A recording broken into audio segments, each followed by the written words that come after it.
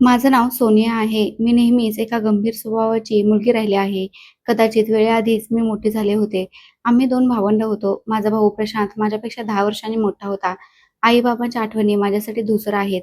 एखाद्या जुन्या छायाचित्रासारख्या. मी खूप लहान होते जेव्हा एका अपघातात ते दोघेही आम्हाला सोडून गेले. आईची मांडी आणि वडिलांची सावली मी फक्त फोटोमध्येच पाहिली. त्या दिवसात मला अनेकदा भीती वाटायची. शांत भिंती, नीरव शांतता आणि मनात एक विचित्र रिकामेपणा. पण माझ्या भावाने मला कधीच एकटं वाटू दिलं नाही. प्रशांत माझ्यासाठी फक्त भाऊच नाही, तर आई-वडील दोन्ही बनला होता.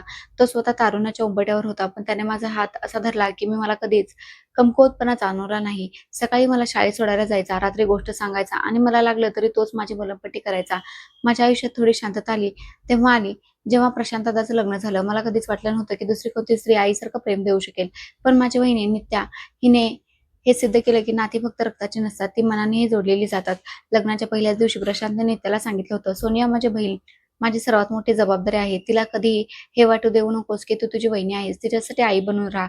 आणि नित्याने हे वचन निभावलंही. मी तिच्या डोळ्यात माझ्याबद्दल कधीच परकेपणा पाहिला नाही. ती माझे केस इतक्या प्रेमाने विंचरायची, जणू खरोखरच आई असावी. मी आजारी पडले तर ती माझ्यासाठी रात्रभर जागी राहायची. माझे कपडे, माझी आवड, माझ्या छोट्या-छोट्या आनंदाची ती विशेष काळजी घ्यायची. आम्ही एका छोट्या घरात राहायचो. स्वयंपाकघरातून नित्या वहिनीच्या हसण्याचा आवाज आला की मनाला शांती मिळायची. प्रशांत दादा ऑफिसमधून थकून यायचा. मला पाहताच त्याच्या चेहऱ्यावर हास्य उमलायचं. एक दिवस मी नित्या वहिनीला विचारलं, "वहिनी जर माझी आई असती तर ती कशी असती?" ती मला मिठी मारून म्हणाली, "कदाचित माझ्यापेक्षाही जास्त प्रेम करणारी असती. पण मी खूप नशिबान आहे की मला ही जागा मिळाली." तिच्या बोलण्यात एक गोडवा होता जो माझ्या जखमांवर मलम बनला. प्रत्येक रविवार आमच्यासाठी खास असायचा. प्रशांत दादा मला बागेत घेऊन यायचा आणि नित्या माझ्यासाठी आलू पराठे, चटणी आणि दही भल्ले बनवायची. गवतावर बसून हसायचो, खायचो आणि मन भरून ते क्षण जगायचो. एकदा प्रशांत दादा नीता वहिनीला म्हणाला, "जेव्हा सोनिया हसते ना, तेव्हा वाटतं की संपूर्ण जग आनंदी झाले." वहिनी हसत म्हणाली, "बस देवाने तिला असंच नेहमी हसत ठेवावं. आपण दोघे तर तिच्यासाठीच जगतो." नित्या वहिनी अनेकदा माझ्यासोबत बसून माझी स्वप्ने ऐकायची. ती म्हणायची, "सोनिया तुला काय व्हायचंय?"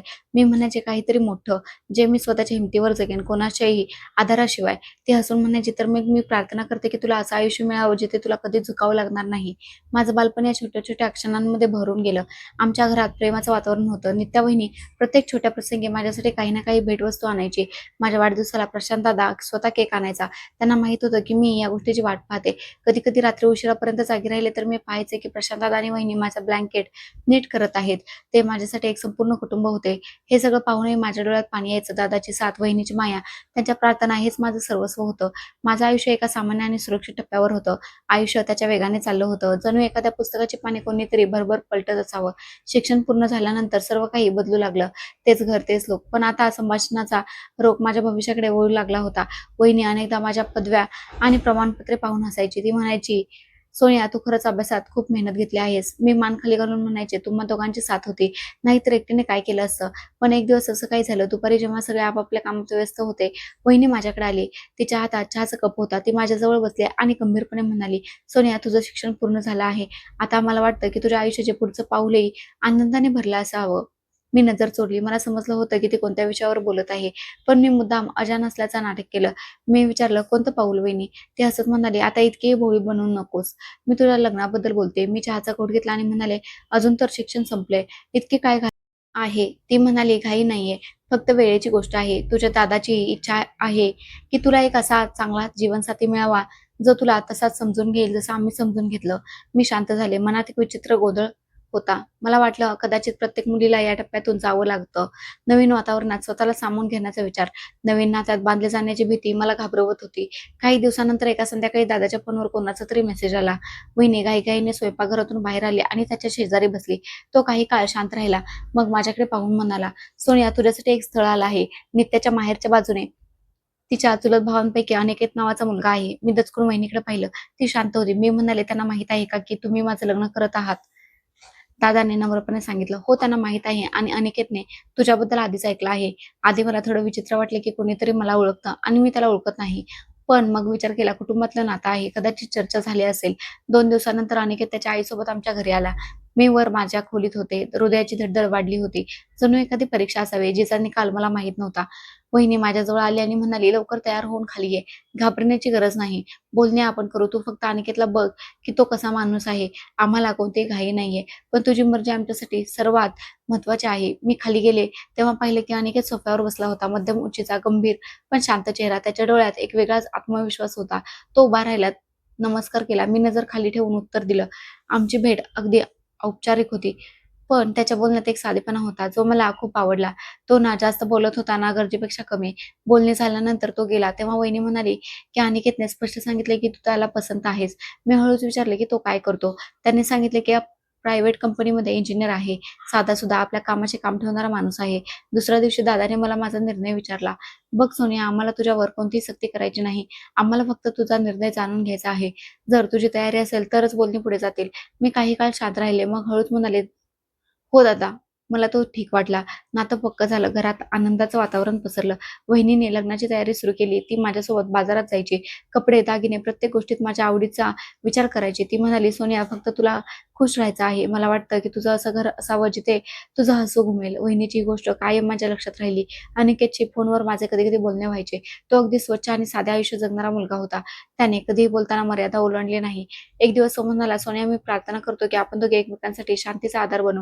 लग्नाची तारीख ठरली. 6 महिन्यानंतरचे आमचे लग्न निश्चित झाले. त्या महिन्यात माझे आयुष्य जणू नवीन रंग घेऊन आले होते. स्वप्नांमध्ये नवीन आशा फुलत होत्या. लग्नाचा दिवस आला तेव्हा सगळं काही एखाद्या स्वप्नासारखं वाटत होतं. घरात रोषणाई, पाहुण्यांची लगबग आणि माझ्या मनात एक वेगळीच धाकधूक होती.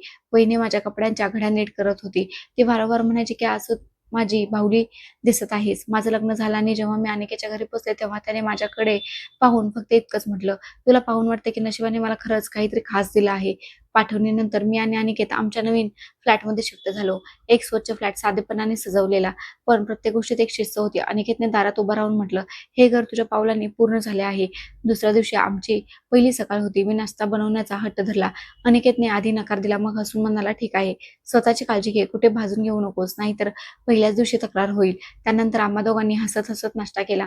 तो छोट्या-छोट्या गोष्टींवर खुश व्हायचा. जसे की मी चहा थोडा जास्त गोड बनवला, तर तो म्हणायचा, "तुझा चहा देखील तुझ्यासारखाच गोड आहे." हनीमूनसाठी आम्ही हिमाचलला गेलो. मनाली, शिमला आणि कुल्लूच्या दऱ्यांमध्ये वेळ घालवला. मी पहिल्यांदाच बर्फाला स्पर्श केला आणि अनिकेतच्या मिठीत ते क्षण जणू थांबून गेले. एक दिवस आम्ही रोहतांग पासवर गेलो होतो. त्याने माझ्याकडे पाहून म्हटलं, "हे बर्फाच्छादित देत डोंगर, ही शांतता आणि तू, सगळं काही परफेक्ट आहे." आम्ही छोट्या धाब्यांवर चहा प्यायला, स्थानिक मुलांना चॉकलेट्स दिले आणि आयुष्याला पहिल्यांदाच पूर्णपणे अनुभवले. माझ्यासाठी अनिकेत सोबतचा प्रत्येक क्षण नवीन होता. तो माझ्या छोट्या-छोट्या गोष्टींची काळजी घ्यायचा. जसे की जेव्हा मी झोपेत बडबड करायचे, तेव्हा सकाळी विचारायचे, की "रात्री तू म्हणत होतीस की तुला आईस्क्रीम पाहिजे. चल आज जाऊया." हनीमूनवरून परतल्यानंतर आयुष्याने एक नवीन वळण घेतलं. मी सकाळी लवकर उठून नाश्ता बनवायचे, अनिकेत ऑफिसला जायचा आणि संध्याकाळी परतल्यावर आम्ही खूप गप्पा मारायचो. त्याला पुस्तके वाचण्याची खूप आवड होती. अनेकदा रात्री तो काहीतरी वाचून मला ऐकवायचा. एक दिवस तो कबीराचे दोहे वाचत होता. मी म्हणाले, "या तर खूप दुःखी ओळी आहेत." त्याने लगेच उत्तर दिले, "फक्त लक्षात ठेव, जर मी कधी तुला दुःख दिलं, तर मीच तो पहिला माणूस असेन जो तुझं मन हलकं करेल." याच काळात दादा आणि वहिनीने पुण्याला शिफ्ट होण्याचा निर्णय घेतला. दादाच्या कंपनीत तिथे नवीन शाखा उघडली होती आणि त्याला तिथे मोठी जबाबदारी मिळाली होती. संध्याकाळी दादाने मला फोन केला, "सोनिया, आम्हाला तुझी खूप आठवण येते, पण आम्हाला समाधान आहे की तू अनिकेत सोबत आनंदी आहेस." वहिनीनेही माझ्याशी बोलताना सांगितलं, "मला आनंद आहे की ते तुझं घर वसवून घेतलंस. आता अनिकेत सोबतचं तुझं जग आहे." मी मनातल्या मनात प्रार्थना केली की जसं माझ्या दादा वहिनीने माझ्यासाठी सगळं काही केलं, तसंच देवाने त्यांच्यासाठीही मार्ग सोपे करावेत. दादा वहिनी गेल्यावर घरात थोडं रिकामं वाटू लागलं, पण अनिकेतने ती पोकळी भरून काढायला वेळ लावला नाही. एक संध्याकाळी मी स्वयंपाकघरात होते. तो मागून आला आणि माझ्या डोळ्यांवर हात ठेवून म्हणाला, "सांग मी कोण?" मी हसून म्हटले, "कुणीतरी असा जो मला शांततेत श्वास घेऊ देत नाही." तो म्हणाला, "शांततेत नाही, प्रेमाने." आमच्या आयुष्यातला प्रत्येक दिवस एक नवा रंग घेऊन येत होता. अनिकेत कधी-कधी माझ्यासाठी छोट्या भेटवस्तू आणायचा. एकदा तो एक सोन्याचं पेंडंट घेऊन आला, ज्याच्यावर माझं नाव कोरलेलं होतं. म्हणाला, "यावर मला तुझं नाव दिसलं." तेव्हा वाटलं जणू हा तुझाच एक भाग आहे. मी ते गळ्यात घातलं आणि म्हणाले, "आता मी हे कधीच काढणार नाही." तो हसून म्हणाला, "मग वचन दे की मला ही तुझ्या हृदयातून कधीच काढणार नाहीस." मी उत्तर दिलं, "आधी काढण्याची संधी तर दे." तो जोरात हसला. मी पहिल्यांदाच विचार केला की खरंच प्रत्येक स्त्रीला इतक्या सहजतेने एवढं प्रेम मिळतं का? मला माहित नव्हतं की नशीब माझ्यासाठी काय वाढून ठेवलं आहे. त्यावेळी फक्त इतकंच माहित होतं की अनिकेत तोच माणूस आहे ज्याने मला नव्यानं जगायला शिकवलं. आयुष्य त्याच्या रंगात वाहत होतं. सकाळचा चहा, संध्याकाळच्या गप्पा, रात्रीच्या गोष्टी. आमच्या लग्नाला 6 महिने होत आले होते. अनिकेत सोबतचा प्रत्येक दिवस एक नवा अनुभव होता. तो आयुष्य अगदी साधेपणाने जगायचा, पण त्या दिवसात माझ्या शरीरात आणि मनात एक विचित्र बदल होत होता. थकवा, चक्कर आणि मन उदास राहणे. आधी मला हे सामान्य वाटले, पण जेव्हा तब्येत बिघडू लागली तेव्हा अनिकेत गंभीरपणे म्हणाला, "उद्या आपण डॉक्टरांकडे जाऊ. कोणताही हलगर्जीपणा नको सोनिया." दुसऱ्या दिवशी आम्ही जवळच्या क्लिनिकमध्ये गेलो. डॉक्टरांनी तपासणी केली आणि हसत म्हणाले, "अभिनंदन, तुम्ही आई होणार आहात." मी आधी डॉक्टरांकडे पाहिलं, मग अनिकेतकडे. तो जणू काही क्षण समजूच शकला नाही. मग माझ्याजवळ आला, माझ्या कपाळावर चुंबन घेत म्हणाला, "ही माझ्या आयुष्यातील सर्वात मोठ्या आनंदाची बातमी आहे सोनिया." आम्ही शांततेत घरी परतलो. वाटेत तो वारंवार म्हणत होता, "मुलगा हो किंवा मुलगी, मला वाटतं की ते बाळ तुझ्यासारखं असावं." त्या दिवसानंतर आमच्या बोलण्याचा विषयच बदलला. घरातील एका खोलीत मुलांची खेळणी, कपडे आणि छोटा पाळणा घेण्याच्या चर्चा होऊ लागल्या. अनिकेत रात्री इंटरनेटवर मुलांची नावे शोधायचा आणि विचारायचा, "सोनिया हे कसं आहे?" मी हसून म्हणायचे, "आधी तर बघू दे तर, मुलगा आहे की मुलगी?" तो म्हणायचा, "नाही, मला मुलगीच पाहिजे." माझी छोटीशी बाहुली. 9 महिने जणू डोळे मिटून उघडता क्षणीच निघून गेले. अनिकेत प्रत्येक चेकअपला माझ्यासोबत यायचा. माझी प्रत्येक अडचण न विचारताच सोडवायचा. त्याने माझ्यासाठी एक डायरी बनवली होती, ज्यामध्ये दर आठवड्याला माझ्या भावना आणि त्याच्या प्रार्थना लिहिल्या होत्या. एक दिवस तो म्हणाला, "जेव्हा आपली मुलगी मोठी होईल, तेव्हा मी तिला ही डायरी देईन, जेणेकरून तिला समजेल की आपण किती आतुरतेने तिची वाट पाहत होतो." मग तो दिवस आला जेव्हा मला प्रसूतीच्या काळा सुरू झाल्या. अनिकेत मला हॉस्पिटलमध्ये घेऊन गेला. मी पूर्णपणे शुद्धीत नव्हते, पण त्याचा आवाज मला ऐकू येत होता, "सगळं काही ठीक आहे, मी इथं आहे." अनेक तासानंतरचा नर्सचा आवाज आला, "अभिनंदन, मुलगी झाली आहे." माझ्या ओठांवर हलकंसं हसू आलं आणि मी डोळे मिटले. जेव्हा मला शुद्ध आली तेव्हा खोलीत वहिनी पुण्यातून व्हिडिओ कॉलवर होती. मी नर्सला विचारले, "अनिकेत कुठे आहे?" त्याला तर सर्वात आधी मुलीला कडेवर घ्यायचं होतं. नर्सने नजर चोरली. मी वारंवार विचारलं, पण काहीच उत्तर मिळालं नाही. मनातली धाकधूक वाढू लागली. तेव्हाच दादाचा कॉल आला. त्याचे शब्द माझ्या डोक्यात घुमू लागले, "सोनिया, अनिकेतचा अपघात झाला आहे." हॉस्पिटलमधून घरी जाताना तो राहिला नाही. माझा फोन हातातून खाली पडला. माझं जग जणू थांबलं. मी श्वास घ्यायलाच विसरले होते. मी आई झाले होते आणि त्याच दिवशी विधवा देखील. मी बेडवर पडून होते, पण जणू शरीरात प्राणच नव्हते. मुलगी जवळ होती, पण माझे डोळे वारंवार दाराकडे लागलेले होते. कुणीतरी येऊन सांगेल की ही एक गैरसमजूत आहे. अनिकेत जिवंत आहे. मला लवकर डिस्चार्ज मिळाला, कारण मला कोणत्याही परिस्थितीत घरी पोहोचायचं होतं. अनिकेतला शेवटचं पाहायचं होतं. मला त्याच्याशिवाय त्याच्या घरी नेण्यात आलं. तेच घर जे त्याने प्रेमाने वसवले होते. ते घर आता अनोळखी वाटत होतं. घरात दुःखाचं वातावरण होतं. अनिकेतच्या बहिणी, आई आणि शेजारी रडत होते. अनिकेत पांढऱ्या कपड्यात गुंडाळलेला होता, पण त्याचा चेहरा शांत होता. माझं हृदय जणू बंद पडत होतं. माझी पावलं डगमगली. मी माझ्या मुलीला छातीशी कवटाळले. माझे शरीर निर्जीव होतं. आपल्या भावना कशा व्यक्त कराव्यात हे मला समजत नव्हतं. अनिकेतचा अंतिम प्रवास पूर्ण झाला, पण माझं आयुष्य अपूर्ण राहिलं होतं. मी मुलीला छातीशी लावून फक्त इतकंच म्हणाले, "आता तूच माझ्या जगण्याची एकमेव आशा आहेस." पहिल्या दिवशी जेव्हा मी मुलीला दूध पाजण्याचा प्रयत्न केला, तेव्हा माझा हात थरथरत होता. एका क्षणासाठी तिला कडेवर घ्यायलाही मला भीती वाटत होती. पण तेव्हाच फोनवरून वहिनीचा आवाज आला, "सोनिया, जर तू हिंमत दाखवली नाहीस तर अनिकेतची आठवणी पोरकी होईल." मी मुलीला जवळ घेतलं. तिचं छोटंसं अस्तित्व माझ्या हृदयाच्या ठोक्यांशी जोडलं गेलं. तिचा श्वास, तिची चिमुकली बोटं मला जगण्याचं कारण देऊन गेली. प्रशांतदा आणि नित्या वहिनीला यायला 2 दिवस लागले. ते घरात येताच वातावरण बदललं. दादा घरातच थांबला. त्याचे डोळे भिंतीवर खिळले होते, जणू तो अनिकेतला शोधत असावा. वहिनी माझ्याकडे धावत आली. मला मिठी मारली. मी काही न बोलता उभे होते. मुलीला त्यांच्या हातात दिलं. नित्या वहिनीने तिचे मुके घेतले आणि म्हणाली, "ही तर अगदी अनिकेतसारखीच आहे. अगदी तशीच डोळे." दादा शांतपणे बैठकीच्या खोलीत बसला होता. एक शब्दही बोलला नाही. जेवणानंतर जेव्हा सगळे शांत झाले, तेव्हा ते माझ्या खोलीत आले. दादा म्हणाला, "सोन्या, तुला या अवस्थेत पाहून खूप त्रास होतो. तू पुण्याला चल. तिथे आम्ही सगळे आहोत. तू एकटी राहणार नाहीस." मी नजर खाली झुकवली. "एकटी तर मी आताही नाहीये. ही माझ्या पतीची मुलगी आहे. मी तिच्यासोबत आहे." दादाने पाण्याचा ग्लास उचलला. 2 घोट पाणी प्यायलं आणि हळूच म्हणाला, "इथे तुझ्यासाठी कोणताही आधार नाहीये. निदान तिथे तरी आम्हाला समाधान असेल की तू सुरक्षित आहेस." मी म्हणाले, "हे घर अनिकेतचं आहे दादा. मला याच्या सावलीत जगायचं आहे. तो दरवाजा, तो बेड, ती खुर्ची, जिथे तो पेपर वाजायचा, हे सगळं सोडून मी कशी जाऊ?" वहिनी दारात उभी होती. ती पुढे आली आणि म्हणाली, "सोनिया, मी तुला या दुःखात सोडू शकत नाही. अनिकेतच्या आठवणी तर तुझ्या मनात आहेत. त्या कुठेही तुझ्यासोबतच असतील." मी त्यांच्याकडे पाहिलं आणि मग मुलीकडे. मी विचार केला, ही जागा फक्त आठवण नाहीये, माझ्या नात्याचा पुरावा आहे. माझ्या मुलीला तिच्या बाबांचं घर हवंय. दादा थोड्या रागाने म्हणाला, "तू हट्ट करत आहेस. आम्ही तुझ्या भल्यासाठी सांगत आहोत. जर हट्ट केला नसतास तर कदाचित या आयुष्याची कैद सोपी वाटली असती." माझा आवाज कठोर होता, पण मी रडले नाही. वहिनीने प्रशांतदाचा हात पकडला आणि म्हणाले, "आपण बळजबरी करणार नाही. जेव्हा तिचं मन होईल तेव्हा आपला दरवाजा उघडाच आहे." दुसऱ्या दिवशी दादांनी घरातील गोष्टींकडे बारकाईने पाहण्यास सुरुवात केली. जणू काही विचार करत असावा. दुपारी त्याने मला बोलावलं आणि म्हणाला, "मी तुझ्यासाठी थोडे पैसे जमा करून ठेवले आहेत. जर कधी लागली गरज तर न संकोच करता सांग. मी म्हणाले, दादा मला पैसे नकोत. तुमचा विश्वासच पुरेसा आहे. वहिनी माझ्यासोबत बसून राहिली. काही काळ शांत होती. मग हळूच म्हणाली, एक सल्ला देऊ? काहीतरी काम सुरू कर. स्वतःसाठी थोडा वेळ काढ. आयुष्य थांबले पण तू थांबता कामा नये. त्याचं संध्याकाळी ते दोघे परत जाण्याची तयारी करू लागले. दादाने बॅग बंद करत म्हटलं, हा तुझा निर्णय आहे. आम्ही फक्त प्रार्थना करू शकतो की तू सुखरूप राहावीस. वहिनीने मला मिठी मारली आणि म्हणाले, तू खूप शुअर आहेस सोनिया. पण जर कधी हिंमत खचली तर आम्हाला नक्की आठव. ते गेल्यानंतर घराचं वातावरण बदललं. अनिकेतच्या जाण्यानंतर जर काही बदल असेल तर ती होती माझ्या सासूबाईंची वागणूक. आधी ज्या मला मुलगी म्हणायच्या, प्रत्येक कामात मला साथ द्यायच्या, माझ्यासाठी प्रार्थना करायच्या, पण आता त्यांच्या चेहऱ्यावरील रेषा जणू बदलल्या होत्या. त्यांच्या नजरेतील मायेची जागा परकेपणाने घेतली होती. विधवा झाल्यानंतरचा काळ सुरू झाला होता आणि त्यांनी माझ्या खोलीचा दरवाजा बाहेरून बंद ठेवण्यास सुरुवात केली. म्हणाल्या, आता तू आतच राहा. एका विधवा स्त्रीचं आयुष्य असंच असतं. माझ्या मनात प्रश्न उठला. विधवा असणं म्हणजे फक्त दुःखाचं नाव आहे की एखादी शिक्षा? पण मी मौन निवडलं. मुलगी माझ्या सोबत होती, तीच माझा आधार होती. मी रात्रदिवस एका खोलीत 4 भिंतीच्या आत कोणत्याही आवाजाशिवाय आयुष्य काढू लागले. माझी जाऊबाई प्राची अनेकदा माझ्या खोलीच्या दारापाशी येऊन हळूहळू विचारायची, काही हवंय काय सोनिया? मी म्हणायचे, नाही वहिनी, सगळं काही ठीक आहे. पण सत्य हे होतं की आतून खूप काही तुटून गेलं होतं. एक दिवस सासूबाई खोलीत आल्या. कठोर आवाजात म्हणाल्या, तू आता विधवा झाली आहेस. आता हसण्या खेळण्याची गरज नाही. आता तुझ्यासाठी फक्त पांढरी साडीच आहे. मी मान खाली घालून म्हणाले, जशी तुमची इच्छा आई. मग त्या माझ्या मुलीकडे पाहून काही काळ शांत राहिल्या आणि एक सुस्कारा सोडून खोलीतून निघून गेल्या. प्राची वहिनी माझी खरी मदतनीस ठरली. कधी दुधाचा ग्लास दाराखालून सरकवायची, कधी मुलीसाठी पाळणा बांधून द्यायची. एक दिवस जेव्हा मी आजारी पडले होते तेव्हा ती रात्री लपून माझ्या खोलीत आली. माझ्या कपाळावर थंड पाण्याच्या पट्ट्या ठेवत म्हणाली, मला माहित आहे की तुझ्यासोबत काय घडत आहे, पण तू एकटी नाहीस. मी पहिल्यांदाच माझ्या मनातलं बोलून दाखवलं. वहिनी, मला असं वाटतं जणू मी एखादी कैदी आहे.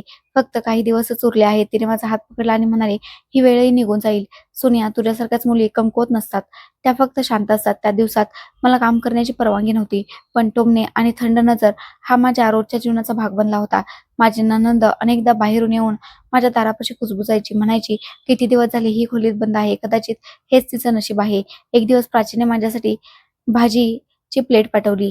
सासूबाईंनी पहिल्याने माझ्याकडे येत म्हणाल्या, तू स्वतःच्या सेवेसाठीही कोणाला तरी पटवलंस? आता तुझे नखरे सुरू झालेत. मी काहीच बोलले नाही. मुलीला कडेवर घेऊन एका बाजूला झाले. प्राचीने नंतर सांगितलं, मी ते भांडायला आले नाही. मला फक्त इतकंच वाटतं की तू स्वतःला एकटी समजू नकोस. याच काळात आणखी एक घटना घडली. घरात काम करणाऱ्या बाईला सासूबाईने अचानक कामावरून काढून टाकलं. मला येऊन म्हणाले, आता घरात काही खास काम नाहीये, सगळं काही तूच करशील. मी म्हणाले, पण मी अजून नवऱ्याच्या दुःखातून बाहेरही आलेली नाहीये. मुलगी लहान आहे, मला तिलाही सांभाळावं लागतं. त्यावर त्या म्हणाल्या, खोली साफ करणं, मुलांचे कपडे आवरणं हे काही बाहेरचं काम नाही. मी मुलीला पाळण्यात झोपवलं आणि मुकाट्याने कामाला लागले. शरीर थकून जायचं, पण मी कधीच तक्रार केली नाही. प्राचीने एक दिवस मला म्हटलं, तू प्रत्येक गोष्ट सहन करतेस, ही तुझी ताकदही आहे आणि तुझा कमकुवतपणाही. मी उत्तर दिलं, वहिनी, मला आता कोणत्याही वादात पडायचं नाहीये. माझ्यासाठी माझी मुलगीच पुरुषी आहे. त्या शेवटच्या दिवसात मी ऐकलं होतं की सासूबाई शेजाऱ्यांमध्ये सांगत होत्या, सून तर होती पण नशिबात काय करणार, मुलगा गेला आणि आता ही मुलगी आमच्या डोक्यावर एक ओझा आहे. माझ्या मनात पुन्हा एकदा वेदना उठली, पण मी ती गोष्ट मनातच दाबून ठेवली. एक दिवस प्राची वहिनी माझ्या खोलीत आली आणि म्हणाली, उद्या तू मोकळे होशील. देव तुझ्या आयुष्यात सुख शांती देवो. मी म्हणाले, वहिनी, जर तुमच्यासारखं कोणी नसतं तर कदाचित मी पूर्णपणे कोलमडून गेले असते. दुसऱ्या दिवशी सकाळी मी सर्वात आधी देवापुढे हात जोडून त्याचे आभार मानले. माझ्या डोळ्यातून अश्रू आले नाहीत, पण जणू मनावरचा मोठा दगड खाली उतरला होता. प्राची वहिनीने मला मिठी मारून म्हटलं, आता तू नवीन आयुष्य सुरू करायला हवं सोनिया. पण मला माहित होतं की नवीन आयुष्य फक्त काळ लोटल्याने सुरू होत नाही. ही तर एका नवीन प्रवासाची सुरुवात होती, जिथे प्रश्न आणि उत्तर दोन्ही माझ्याच वाट्याला येणार होती. ठरलेला काळ पूर्ण झाल्यानंतर मी सासूबाईंसमोर जाऊन म्हटले, आईजी, तुमच्या सांगण्यानुसार मी प्रत्येक गोष्ट ऐकली. जर आता परवानगी असेल तर थोडा वेळ अंगणात जाऊन बसू का? त्यांनी मला वरपासून खालपर्यंत पहिल्याने कठोर शब्दात म्हणाले, अजून तुझी वेळ नाही आली मोकळ्या हवेत श्वास घेण्याची.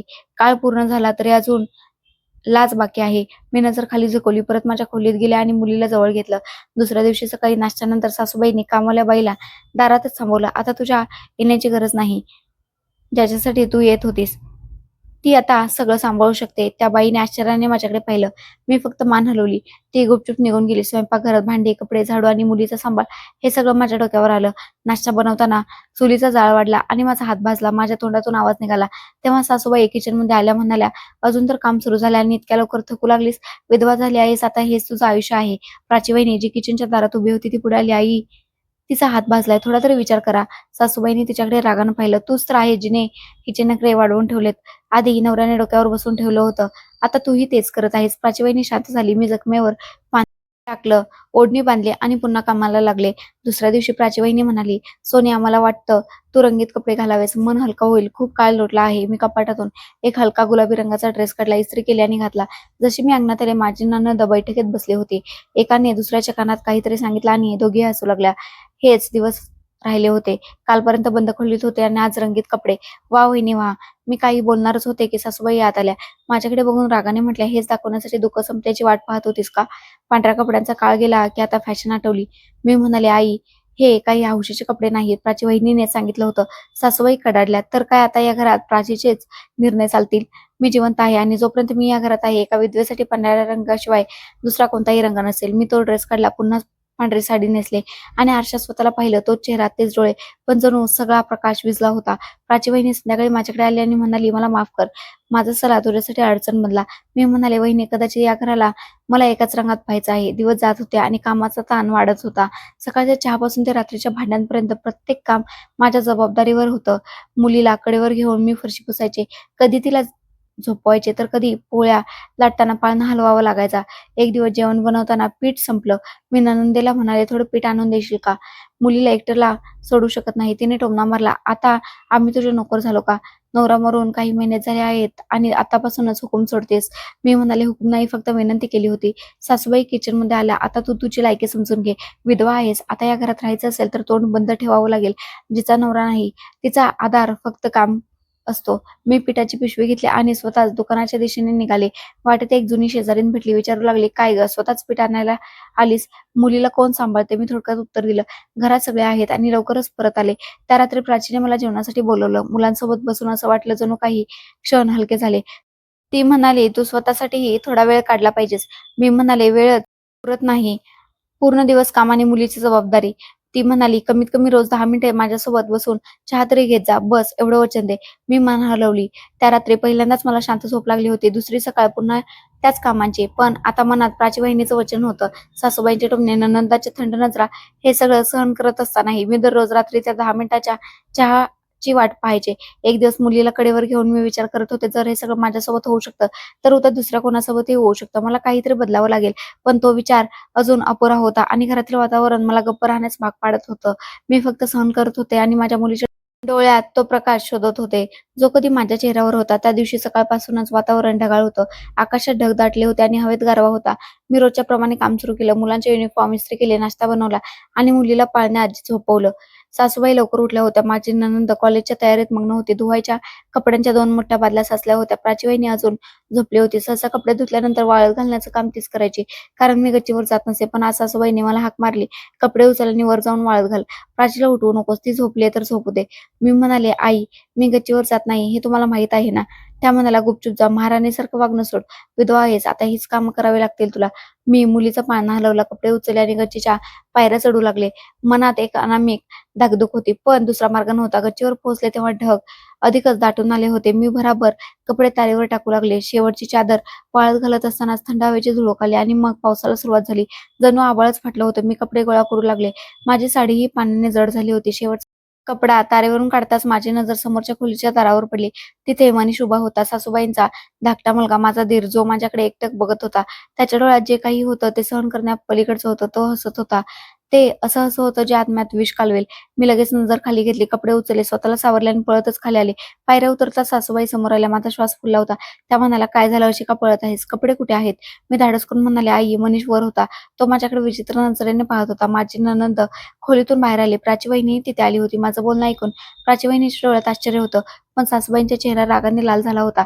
त्या कडाडल्या, "काय बकवास करतेस? माझ्या मुलावर आरोप लावतेस?" मी म्हणाले, "आई, मी खोटं बोलत नाहीये. तो माझ्याकडे अशा नजरेने पाहत होता की." सासूबाईने माझ्या थोबाडीत भडकावली, "चारित्र्यहीन कुठली! स्वतःचा नवरा मेल्यावर आता माझ्या तरुण मुलावर नजर टाकतेस? तुला लाज नाही का वाटली?" मी मागे सरकले. नणंदांनी मला घेरलं आणि म्हणाल्या, "हेच पाहायचं राहिलं होतं. आधी आमच्या भावाला खाला आणि आता दुसऱ्यावर नजर टाकते. हे सगळं तुझंच नाटक आहे. पावसात मुद्दाम पांढरे कपडे घालून गेलीस आणि आता त्याच्यावर आरोप लावतेस." मी नजर खाली झुकवली. डोळ्यातून अश्रू वाहत होते, पण मी जे बोलले ते सत्य होतं. मी काहीच चुकीचं केलं नव्हतं. सासूबाईंनी माझे केस पकडले आणि मला जमिनीवर पाडलं. "निघ बाहेर. हे कपडे घाल आणि इथून पुढे शहाणपणाने राहायला शिक." प्राची मध्यस्थी करण्याचा प्रयत्न केला. "आई, पास करा. ती लहान मुलगी पण पाहते सगळं." सासूबाई म्हणाल्या, हाच तर धोका आहे. पुढे जाऊन ही पोरगी ही तिच्या आईसारखीच बनेल. मी स्वतःला सावरलं, कपडे उचलले आणि गुपचूप माझ्या खोलीत गेले. मुलगी पाळण्यात होती. तिच्या डोळ्यात झोप होती. पण बाहेरच्या गोंधळामुळे ती घाबरली होती. मी तिला छातीशी लावलं आणि स्वतःशीच म्हणाले, आता जे काही सहन करायचं आहे ते फक्त तुझ्यासाठी सहन करायचं आहे. खोलीच्या बंद हवेत माझं हृदय धडधडत होतं. पडदा जरी हलला तरी वाटायचं की मनीष पुन्हा तर आला नाही ना. मी आतून कडी लावून घेतली होती. रात्री जेवणाच्या वेळी मी खाली गेले नाही. सासूबाईंनी दरवाजा वाजवला आणि म्हणाल्या, खाली ये. उपाशी राहिलीस तर आम्हाला नाव ठेवू नकोस आणि उद्यापासून घरची सगळी कामं तुलाच करायची आहेत. मी काहीच उत्तर दिलं नाही. फक्त मुलीचा हात धरून बसून राहिले. तीच माझी ढाल होती, माझा पुरावा होती.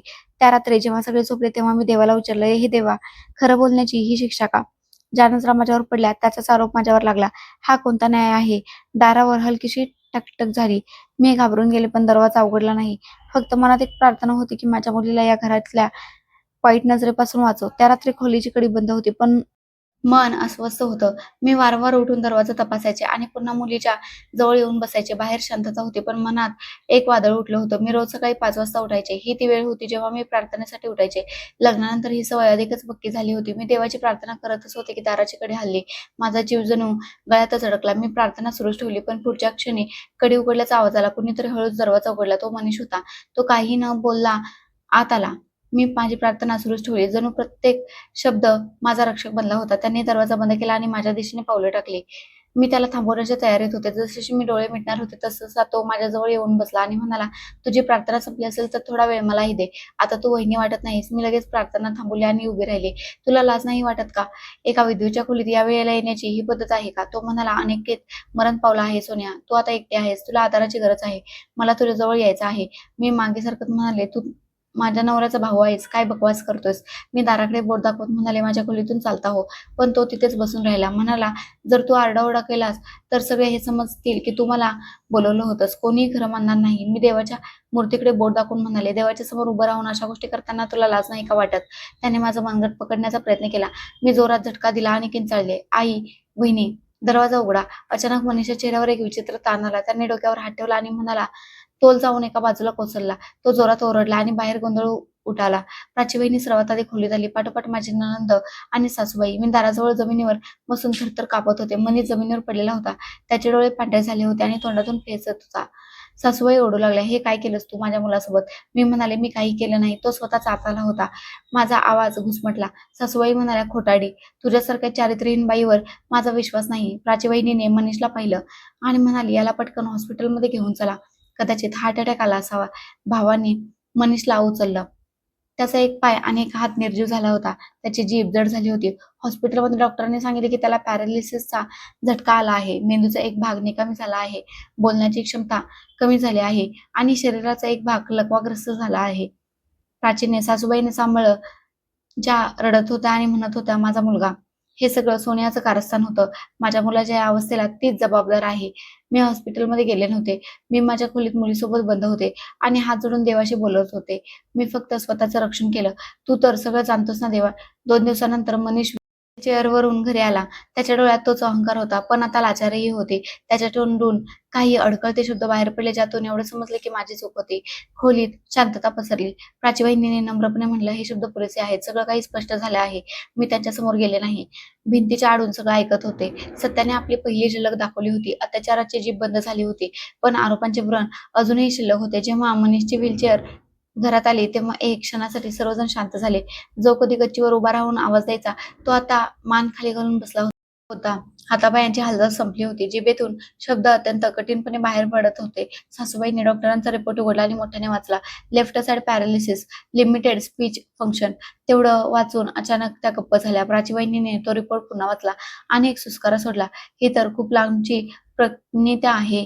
तो पूर्णपणे बरा होण्याची शक्यताही कमीच आहे. खोलीत सर्वजण शांत होते. कुणीही काही बोलायला तयार नव्हतं. मी माझ्या खोलीच्या एका कोपऱ्यात मुलीला मांडीवर घेऊन हे सर्व ऐकत होते. माझे डोळे मिटलेले होते, पण मनात जणू काहीतरी सतत घुमत होतं. मला माहित होतं की सत्य स्वतःहून बाहेर येईल. त्याला माझ्या शब्दांची गरज नाही. त्याच रात्री प्राची माझ्याकडे आली. तिच्या चेहऱ्यावर एक वेगळीच गंभीरता होती. तिने दरवाजा हळूच बंद केला आणि माझ्या बिछाण्यावर बसली. काही काळ ती शांत राहिली आणि मग म्हणाली, सोनिया, मला तुला एक सत्य सांगायचं आहे, जे मी अनेक वर्षांपासून लपवून ठेवलं होतं. मी आश्चर्याने तिच्याकडे पाहिला. ती म्हणाली, मनीष सुरुवातीपासूनच असा होता. त्याच्या नजरेत एक नेहमीच विचित्र अस्वस्थता आवाजावी स्वारस्य आणि चुकीचे हेतू असायचे. माझ्या लग्नानंतर त्याने माझ्यावरही हात टाकण्याचा प्रयत्न केला होता. माझा श्वास रोखला गेला. मी विचारलं, "मग तुम्ही तेव्हा काहीच का बोलला नाहीत?" ती म्हणाली, "मी आईनं सांगितलं होतं, पण त्याने मला गप्प राहायला सांगितलं. कुटुंबाच्या इज्जतीचा प्रश्न आहे असं म्हणून." मी शांत राहिले. मग मुलं झाली आणि ती शांतता माझी सवय बनली. पण आता ती शांतता भंग पावली आहे. कारण त्याने सर्व मर्यादा ओलांडल्या आहेत. तुझ्यावर हात उगारणं, तुझ्या चारित्र्यावर प्रश्नचिन्ह निर्माण करणं, हे माझ्यासाठी आता सहन करण्यापलीकडचं आहे. मी विचारलं, "मग आता तुम्ही काय करणार वहिनी?" ती ठामपणे म्हणाली, "मी घर सोडून चालले आहे. माझ्या मुलांना घेऊन मी हे घर सोडणार आहे. आता आणखी सहन करणार नाही." दुसऱ्या दिवशी सकाळी जेव्हा प्राचीने सामान बांधायला सुरुवात केली, तेव्हा सासूबाईंचा चेहरा पडला. "काय करतेस तू? कुठे चाललीस?" प्राचीवहिनी म्हणाली, "ज्या मुलाला तुम्ही कायम पाठीशी घातलंत, त्याच्यामुळे आज हा दिवस पाहावा लागतोय. मी आता आणखी सहन करू शकत नाही." सासूबाई म्हणाल्या, "मनीष आजारी आहे. आता तूच त्याचा आधार आहेस." प्राचीने सडेतोड उत्तर दिलं. जेव्हा मनीषने सोन्यावर हात उचलला, तेव्हा कोणाचा आधार होता? तेव्हा तुम्हाला का आठवलं नाही की तुमची सून देखील कुणाची तरी मुलगी आहे? सासूबाईंनी मान खाली घातली आणि हात जोडून म्हणाल्या, "मुलाचा तरी विचार कर, जाऊ नकोस." प्राची म्हणाली, "मी मुलांना म्हणूनच घेऊन चालले आहे, जेणेकरून त्यांना एक चांगलं वातावरण देऊ शकेन. एक स्त्री किती काळ मुकाट्याने सहन करते हे मला त्यांना दाखवायचं नाहीये." प्राची गेल्यावर घर एकदम सुनं झालं. मनीषने व्हीलचेअरवर बसून दाराकडे एकटक पाहत राहायचा. जणू कोणाची तरी वाट पाहत होता, पण कोणीच परत आलं नाही. सासूबाई काही दिवसातच खूप म्हाताऱ्या दिसू लागल्या. केस पांढरे, चेहऱ्यावरचं तेज हरपलेलं. कधी माझ्या खोलीच्या बाहेर उभ्या राहायच्या, तर कधी प्राचीला फोन करायच्या, जो तिने कधीच उचलला नाही. एक दिवस त्या माझ्याकडे आल्या. त्यांच्या आवाजात पहिल्यांदाच एक प्रकारची मृदुता होती. "सोनिया, तू जे बोललीस ते खरं होतं. मान्य करते, मी तुझ्यावर खूप अन्याय केला." मी म्हणाले, "आता हे मान्य करून काय उपयोग? आई, वेळ निघून गेली आहे." त्या म्हणाल्या, "फक्त एक गोष्ट सांगायची होती. मी रोज मनीषला मंदिराच्या दारात व्हीलचेअरवर बसवून ठेवते, जेणेकरून लोक त्याच्यासाठी प्रार्थना करतील. कदाचित देव त्याला माफ करेल." मी म्हणाले, "देव सगळं पाहतो आई, आणि त्याचा न्याय पूर्ण होतो." त्या तिथून गुपचूप निघून गेल्या. त्यांची पाठ झुकलेली होती. जणू वेळेच्या ओझ्याने त्या पूर्णपणे थकल्या होत्या. त्या दिवसानंतर सासूबाईंच्या डोळ्यात अनेकदा पाणी दिसायचं. मनीष दारात बसून राहायचा. आजूबाजूला खेळणाऱ्या मुलांकडे पाहायचा, पण त्याचं हसू त्याच्यापर्यंत पोहोचायचं नाही. तो व्हीलचेअरवर शून्य बसून राहायचा आणि सासूबाई मंदिराबाहेर लोकांकडे त्याच्यासाठी प्रार्थना करायला सांगायच्या. जाणाऱ्या-येणाऱ्यांच्या डोळ्यात प्रश्न असायचे आणि सासूबाई त्यांना त्यांच्या पद्धतीने उत्तर द्यायच्या. घरात अजूनही शांतता होती, पण ती आता माझ्या आतपर्यंत झिरपत नव्हती. मी खोलीच्या भिंतीवरून माझी नजर हटवायला सुरुवात केली. माझे विचार बदलू लागले होते. प्राची निघून गेली होती आणि मला माहीत होतं की जर मी आता बदलले नाही, तर माझी मुलगी देखील याच कुंद वातावरणात मोठी होईल. मला ते नको होतं. मला तिच्यासाठी एक नवीन सुरुवात हवी होती. एक दिवस सासूबाई खोलीत आल्या. त्यांच्या हातात एक जुना फोटो अल्बम होता. त्यांनी तो माझ्यासमोर ठेवला आणि म्हणाल्या, "अनिकेतचे फोटो आहेत. कदाचित तुला ठेवावेसे वाटतील." मी अल्बम उघडला. प्रत्येक फोटो म्हणजे एक आठवण होती. अनिकेतचा हसरा चेहरा, त्याचे भाऊ, त्याचे शब्द, सगळं काही जिवंत झालं. मी एका फोटोच्या मागे लिहिलेलं वाचलं, "सोन्यासोबतचा प्रत्येक प्रवास, प्रत्येक दिवस माझं भाग्य आहे." माझे डोळे पाणावले, पण मनात कठोरपणा नव्हता. मी सासूबाईंकडे पाहिलं आणि म्हणाले, "फोटो जवळ ठेवणं म्हणजे माफ करणं होत नाही." त्या म्हणाल्या, "मला माहीत आहे, पण मला वाटतं की कदाचित एक दिवस तू मला माफ करशील." मी म्हणाले, "आई, मन मवाळ होणं आणि माफ करणं यात फरक आहे. ज्या मनावर घाव घातला होता, ते मन विसरलेही, पण तो क्षण कधीच विसरता येत नाही." त्या म्हणाल्या, "मग काहीतरी सांग. तुला काय हवंय?" मी स्पष्ट शब्दात सांगितलं, "मला माझ्या मुलीच्या वाट्याची संपत्ती हवी आहे. ती अनिकेतची मुलगी आहे. तिचा हक्क कुणीही हिरावून घेऊ शकत नाही." सासूबाईंनी आश्चर्याने माझ्याकडे पाहिलं. "संपत्ती?" मी म्हणाले, "होय. अनिकेतच्या वाट्याची पूर्ण माहिती मला हवी आहे. मी कायद्याने त्याचे वारसदार आहे आणि तो हक्क मला सुरक्षित ठेवायचा आहे." त्यांनी मूर्खपणे ऐकत राहिला. दुसऱ्या दिवशी मी दादाला फोन केला. कायदेशीर प्रक्रिया सुरू झाली. काही जुनी कागदपत्रे काढली गेली. काही कोर्टाच्या चकरा माराव्या लागल्या, पण शेवटी मला अनिकेतच्या संपत्तीचा कायदेशीर वाटा मिळाला. मी ती रक्कम सांभाळून ठेवली, स्वतःसाठी नाही, तर माझ्या मुलीसाठी, आणि ज्या मुकाट्याने अन्याय सहन करून तुटून जात होत्या. मी जवळच्याच भागात एक जुनी रिकामी वास्तू पाहिली. ती जागा साधारण होती, पण माझ्या नजरेत तो एक असा वृक्ष होता ज्याच्या भविष्यात सावली देणारी पाने फुटणार होती. मी तिथे एक शाळा उघडण्याचा निर्णय घेतला. एक अशी जागा जिथे विधवा आणि निराधार मुली शिक्षण घेऊ शकतील, स्वतःच्या पायावर उभ्या राहून जगण्याची दिशा शोधू शकतील. मी त्या शाळेचं नाव ठेवलं नवा प्रकाश. पहिल्या दिवशी फक्त 3 मुली आल्या. एक 7 वर्षांची अनाथ मुलगी, एक विधवा जिचा नवरा व्यसनाने मेला होता, आणि एक अशी मुलगी जिच्या सावत्राईने घरातून तिला हाकलवून दिलं होतं.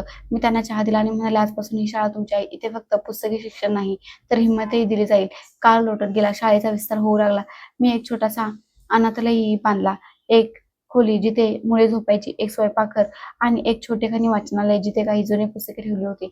माझी मुलगी आता मोठी होत होती. ती शाळेत जायला लागली होती आणि संध्याकाळी माझ्यासोबत बसून मुलांना कविता ऐकवायची.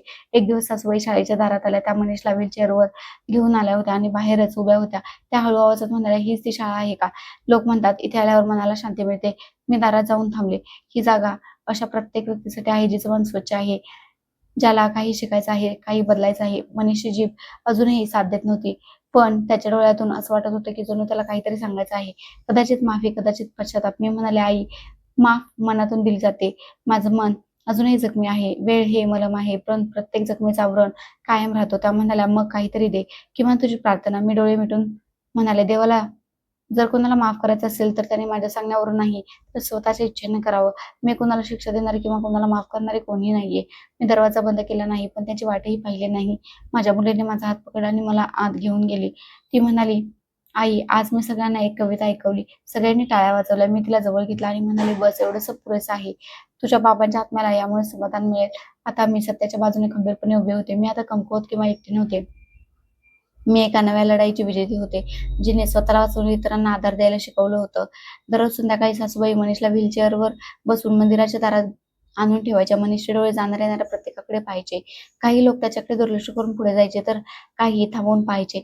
काही जण दुःखाने मान हलवून निघून जायचे. एक दिवस त्या भागातील पुजारी तिथे थांबले. सासूबाई त्यांच्याकडे गेल्या आणि म्हणाल्या, "पुजारी महाराज, माझ्या मुलासाठी प्रार्थना करा. तो खूप वेदना सहन करत आहे." पुजाऱ्यांनी मनीषकडे पाहिलं आणि म्हणाले, "कधी काळी कोणाच्या तरी प्रार्थनेची जागा अशुद्ध करण्याचा याचा हेतू होता. म्हणूनच कदाचित आता प्रत्येक प्रार्थना याच्यासाठी ओझं बनली आहे. प्रार्थना त्याच व्यक्तीची ऐकली जाते, जिचं मन स्वच्छ असतं."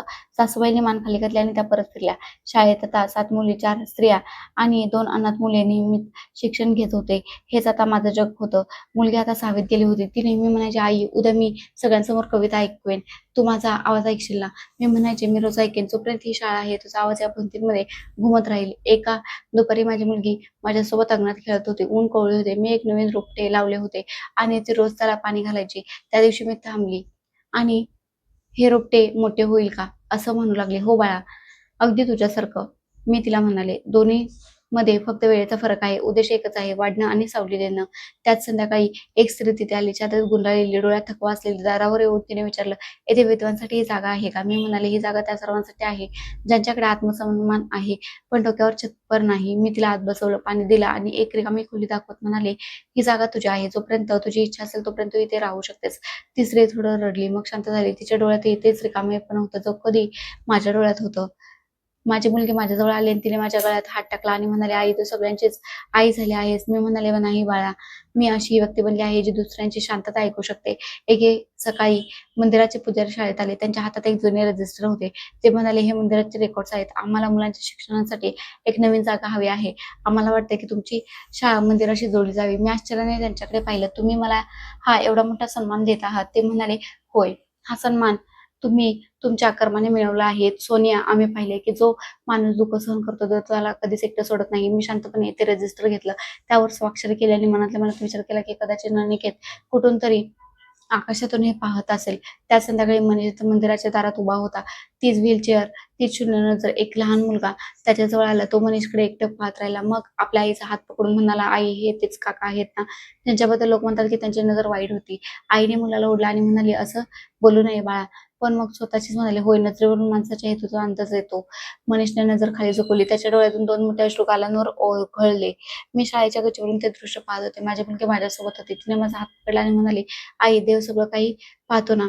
मी होकारार्थी मान हलवली. "हो बाळा, माझा देव शांत राहतो, पण अंधारात प्रकाश तोच आणतो." मित्रांनो, मी आशा करते आमची कथा तुम्हाला नक्की आवडली असेल.